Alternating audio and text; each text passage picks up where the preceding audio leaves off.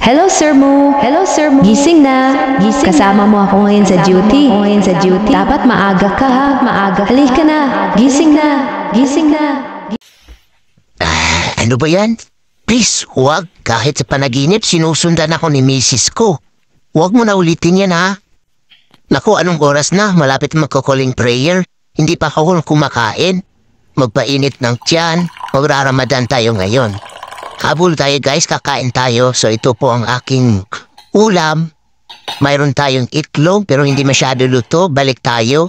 Ayan, hindi pa masyado luto. At may sopas tayo. So mag-pray po tayo muna no para marami pang blessing darating sa atin. So ayan, banat-banat tayo kain. Tinan niya naman at talagang sarap na sarap ako dyan sa sopas ni Mrs. na ginawa niya at itlog. Ito naman ulam ko guys, cheese roll.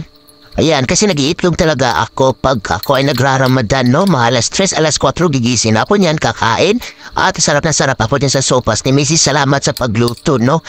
Isdang tamban, puro buto pero masarap na rin ang pagka-crispy. Ayan, natapos na rin ating kain. Ready na tayo sa pagraramadan, mabaya. At aaramkada na naman tayo, papuntang trabaho. Tingnan niyo naman, wala pa po masyadong tao dahil napaka-aga ko po papuntang trabaho at napakagandang weather po. Thanks. Blessing po talaga. At dito na tayo sa pinaka-paborito kong traffic light papuntang trabaho.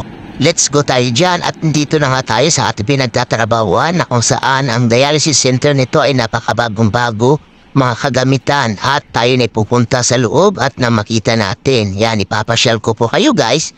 At dito na nga tayo kay Manong Guard. Good morning sa iyo Manong Guard. Akala mo naman ay napaka-fresh na fresh and pala fresh lang palang gumising.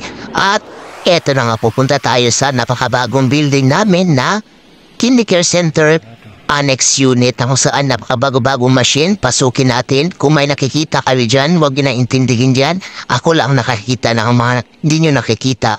Lights muna tayo at tayo po ay magtitimbang muna para alam natin kung overweight na ba talaga sa dami-dami ng mga pagkain na binibigay ng pasyente na imposibility ka magtaba.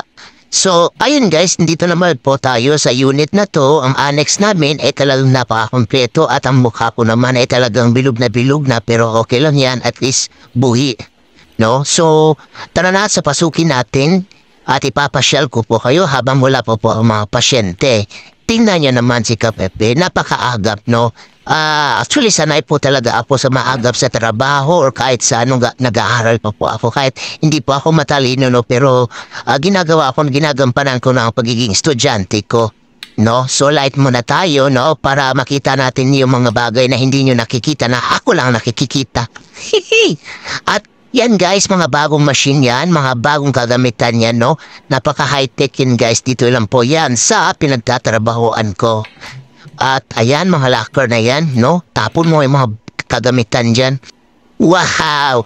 Palaka-locker pa si Kapepe eh. Wala namang laman yung bag niya for sinsilyo. Ayan, at least may locker. So, tara guys, ipapasyal ko po kayo dito sa unit na to na kung saan habang wala pang pasyente. So, kita nyo nakahilerang mga upuan dyan guys. Diyan pupunta yung mga pasyente pag na-assess na sila sa labas, pag nakapasa sila sa triage namin. Gaya po nitong ni Daddy, napakaagap po at maagap din siyang makaalis dahil siya pong mauunang makanyulate at mabigyan ng treatment. At kita niya naman, siniset up ko yung machine at mga lines na kung saan ay ready to hook na po tayo kay Daddy. Ayan, nag-hook na po tayo, no? Actually, kanina ko pa yan nakanyulate at ayan, inihook ko na yung blood lines, no? Yan, papalabas na yung blood niya at mag-start na po yung dialysis treatment niya. Ganun lang po ang proseso natin sa mga dialysis patient. Pagdating sa unit, tayo po ay magta-triage, vital signs, titimbangin natin sila kung may mga discrepancy or may mga unusuality sa kanyang vital signs, so i-refer natin sa kanilang nephrologist. So, ayan guys, ayan nakahook na po si Daddy, no? So, magta-start na po tayo. Ganun lang po ang routine namin dito sa dialysis unit. So hanggang dito na lang guys. See you!